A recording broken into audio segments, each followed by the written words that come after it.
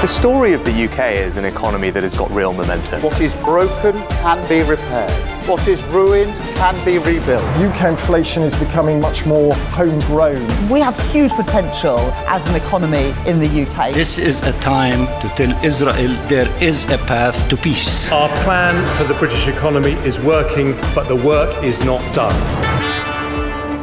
Hello, you're listening to Bloomberg UK Politics. I'm Stephen Carroll. Welcome to the programme. Just me today. Was it something I said? I'm not sure. I'll have to ask my colleagues. They'll be back with me tomorrow as well. But it is the sort of week that perhaps some political parties would rather forget. We had, of course, that extraordinary moment in Parliament yesterday, the jibe that went wrong from Rishi Sunak. We'll be talking about that in a moment, but also a snafu from Labour as well, as they prepare to ditch the £28 billion spending commitment to convert the UK to green energy too. We'll be digging into that with Lizzy Burden a little bit later on in the programme as well. But I wanted to start with that moment that we brought to you on the programme yesterday. Rishi Sunak's taunt about Keir Starmer's stance on gender identity, while the mother of a murdered transgender teenager, Brianna Ghey, was in the public gallery. Here is how the Labour leader Keir Starmer reacted to that moment. Of all the weeks to say that, when Brianna's mother is in this chamber, shame, parading as a man of integrity when he's got absolutely no responsibility.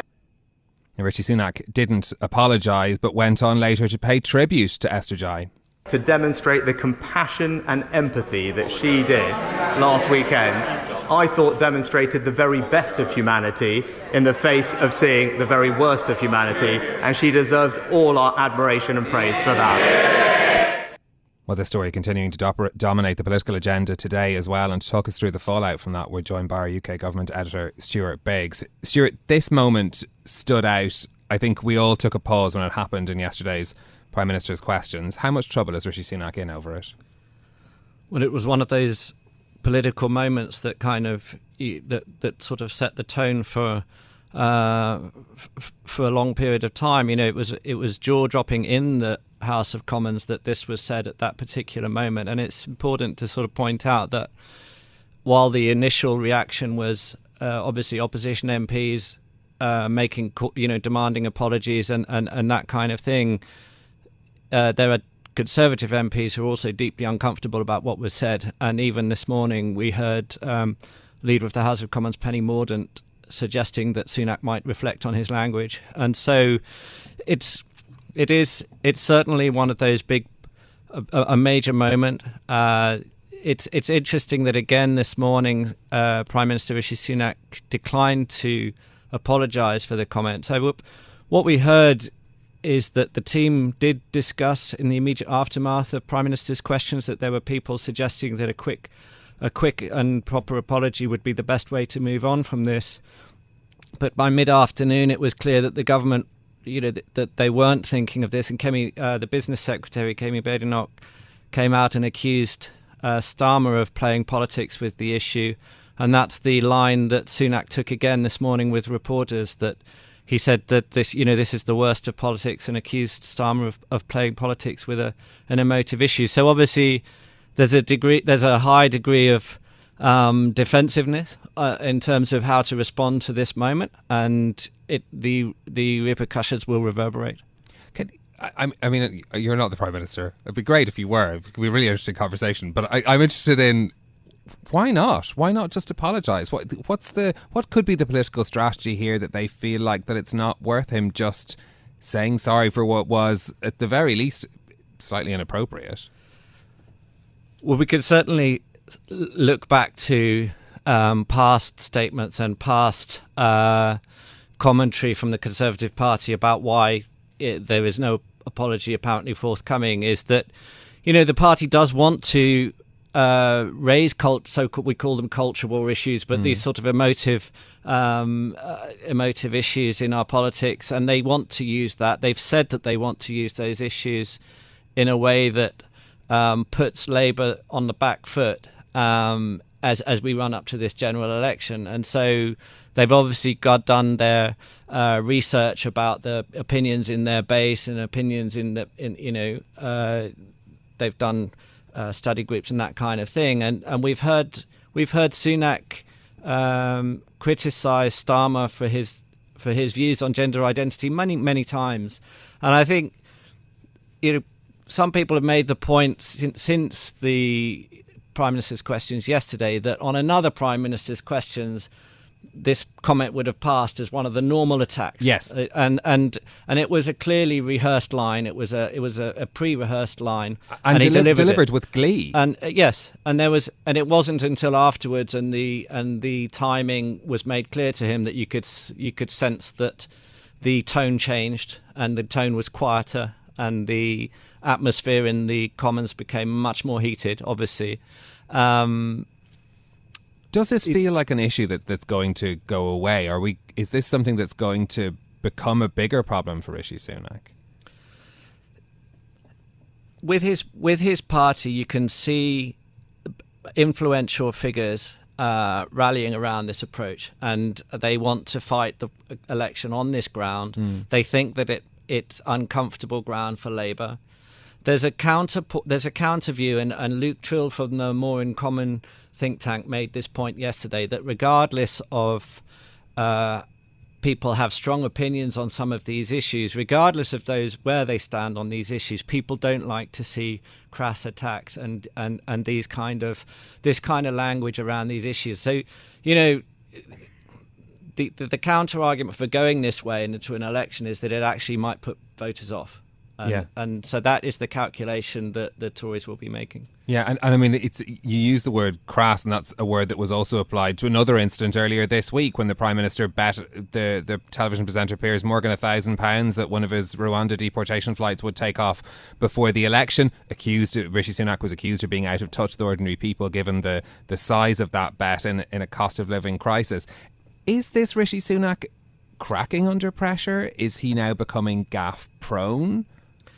That was another moment where even people within his party were alarmed at this kind of misstep. It's an unforced error, as it were, that, and you could see how much they weren't happy with it, that this had happened on Monday, because his team extensively tried to walk it back and say, he's not a betting man, this is not who he is. And he was taken by surprise in the interview. But the thing is, that is very defensive. And it was a moment that on his side, definitely on the opposition side, they look at that and think that's an error of political judgment to open up this kind of debate at this moment in an electoral cycle. And the attack line is kind of prodding a pre-existing weakness. So he has this kind of open, people can attack him for his wealth and being out of touch, and that happens repeatedly. But when then you make a bet that's £1,000 on something that's,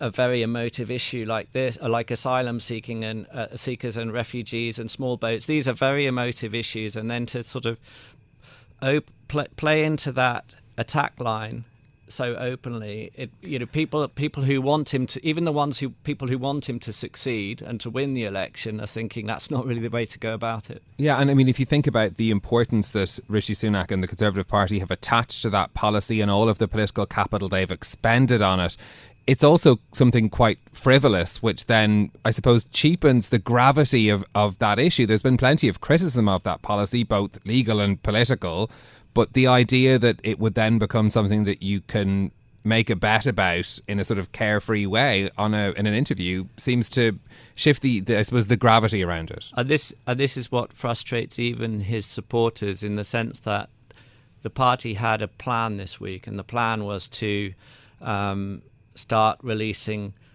documents that in their words pull apart Labour's plans for government, and they, all this is mapped out. There's a strategy to it, but then there's two things that people remember about this political week so far. Yeah, it's only Thursday. Is a bet and a jibe at his opponent that backfired, and so it's a sort of, how do you win? How do you follow through a strategy if these moments keep kind of undermining it? And that's why there's tension in party at the moment. Yeah, I mean, especially if you consider some of the issues that were being discussed in Prime Minister's questions. Apart from that, you know, the NHS waiting list, the other of the 5 pledges that we haven't seen fulfilment on as well, it does seem unfortunate, to say the least, for the Conservative Party to be distracted from perhaps focusing on the policies where it does feel that it has more leeway, perhaps, you know, treading a few breadcrumbs coming up to the budget on the March the 6th as well. Certainly a very difficult week for the Prime Minister. Stuart Biggs, our UK Government Editor, thank you very much for talking us through the ins and outs of that story as we continue to see the fallout from that moment during Prime Minister's questions yesterday. Let's focus a bit more on the Labour Party then. Keir Starmer is expected to ditch the £28 billion annual spending target from his pledge to convert the UK to green energy by 2030. The move comes on the day of Labour's self-imposed policy deadline for shadow ministers to submit their manifesto ideas ahead of the election expected later this year. The sudden change has been criticised by environmental campaigners, especially because the £28 billion figure was one of Labour's most concrete and recognised goals. Well, Lizzy Burden's here with us, has been thinking about what this might mean for Labour. Lizzy, what do we know about what will be in the announcement and when it might come? Well, we're expecting it today that Starmer's going to confirm they're no longer planning to spend £28 billion a year on these environmental jobs and industries. But Labour won't tell us exactly what the announcement will be, so we're waiting for that from Keir Starmer. Has this opened up the party, though, to potential attacks from the Conservatives? 100%. It's the prominence, mainly, that's been given to this £28 billion figure that's made it a target. And it's been used repeatedly as a Tory attack line, that Labour isn't fiscally responsible, which is so important for Labour to prove after the Jeremy Corbyn election fiasco in 2019. Their point is, Labour is planning to spend this money, and yet it says it won't raise taxes or it won't cut public spending on infrastructure. And therefore, if Starmer rows back on it, he's a flip-flopper. And you remember at Tory party conference, the shop was selling flip-flops in the merchandise shop with Starmer's face on it. So there's another attack line that he keeps changing his mind. But you can see the Tory strategy. They've focused on cutting taxes, business and personal taxes, in the autumn statement. They're expected to do more in the spring budget, even if Jeremy Hunt says he may not have the headroom. And you can see that that's going to hem Labour in so that they can't afford to keep the commitment of £28 billion up without sacrificing something else. Something's got to give. And then here's another attack line. The Chancellor Jeremy Hunt has tweeted that all Labour does is copy and paste Tory policy. You can see them leaning on this joke about copying and pasting because, of course, the Shadow Chancellor Rachel Reeves was found to have copied and pasted parts of her book off Wikipedia. She had to take responsibility for it, even if it may have been one of her researchers.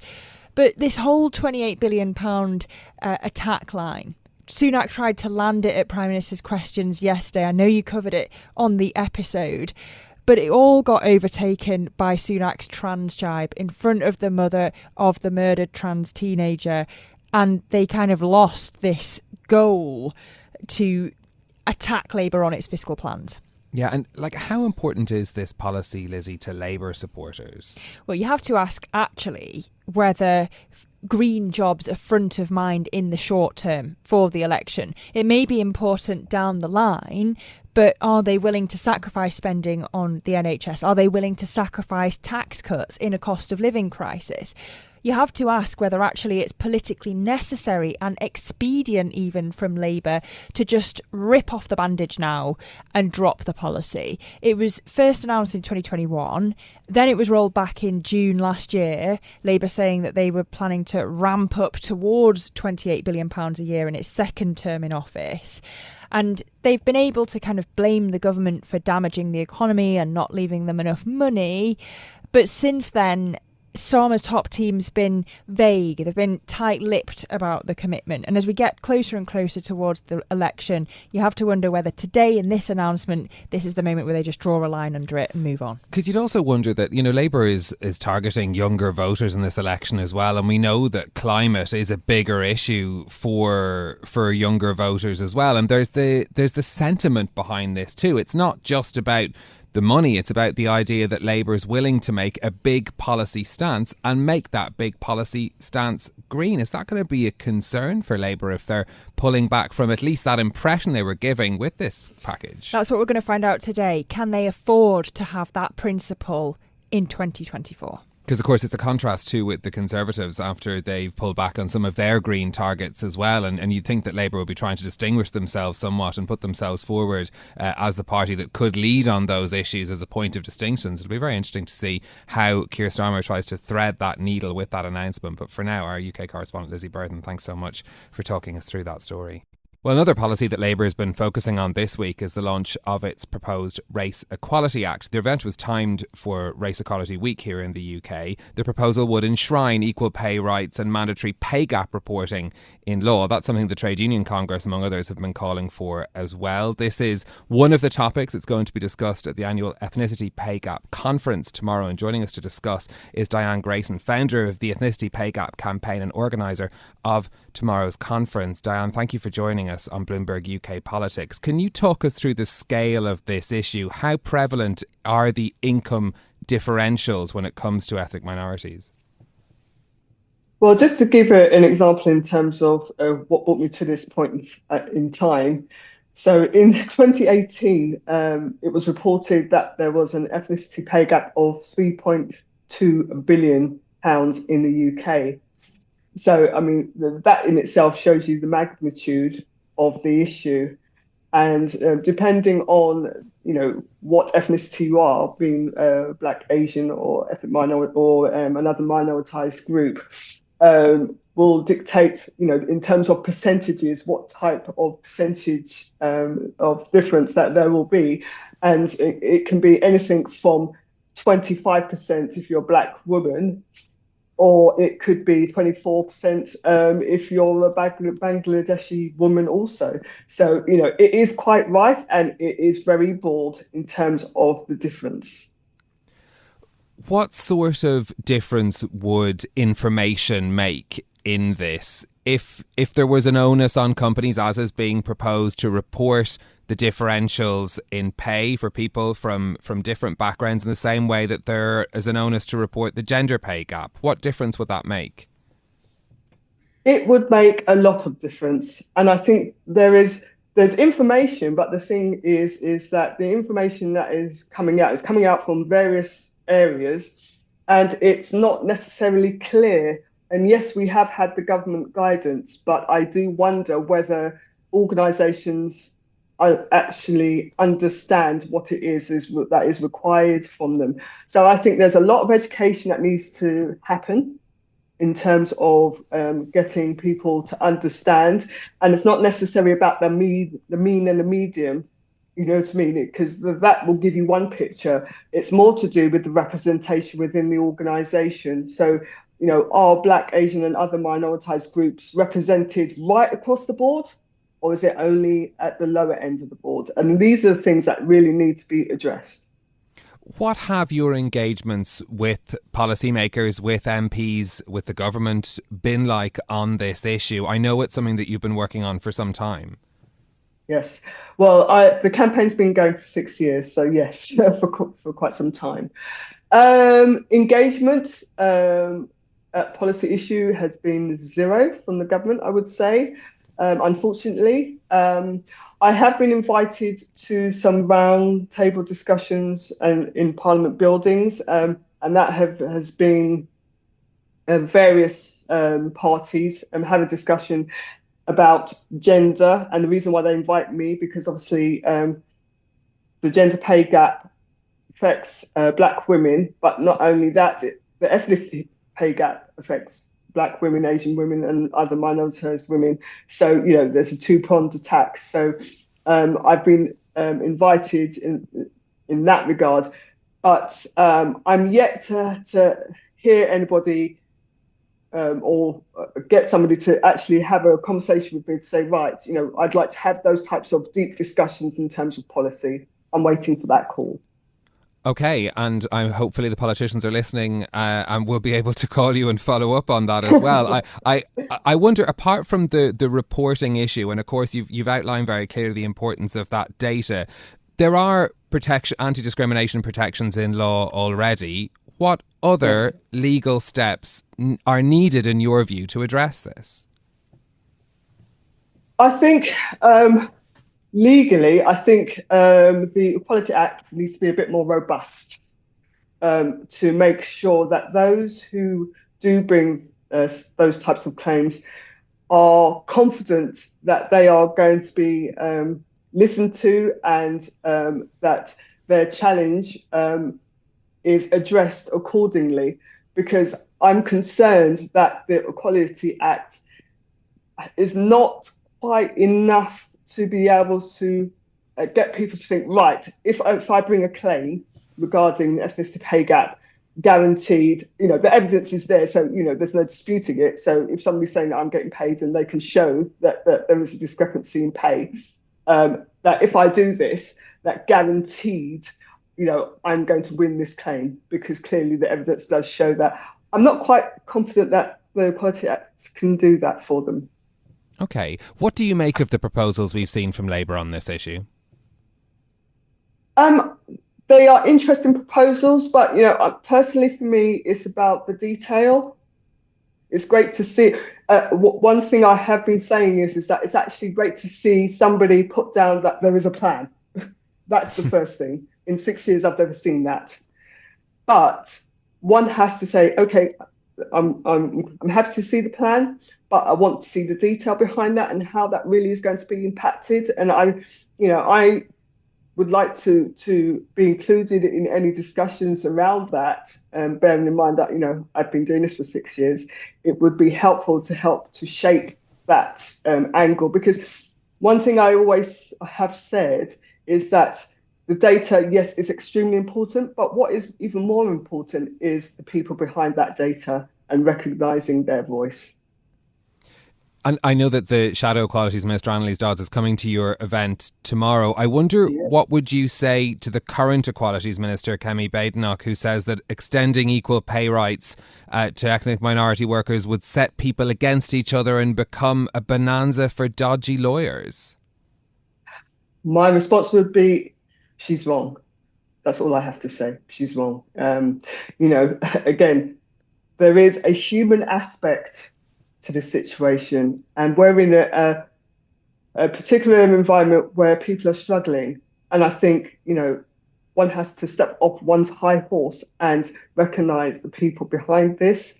And if people get the pay that they deserve, that they've got every right to have, it's going to help their lives. And that's what she needs to focus on a little bit more. And I suppose you could argue with both parties very focused on the economy as well, as that if you can improve that pay too, there's an economic benefit that comes with 100. That as well. I do wonder if you, I hear your thoughts on the Equality Act and how that it needs to be beefed up. Is there an reinforcement, if you pardon the expression, that needs as well? Or does there need to be stronger enforcement of the protections that exist in law already? Yes, I think so. And that's right across the board. All protected characteristics, I think, there needs to be strengthening in that. I've written quite a few articles in my time. One of the articles I did say that I think that Equality Act needs a bit more teeth. That would be what I would say. Sorry. Does this need to be an election issue? Do people need to be bringing this up on the doorsteps with politicians?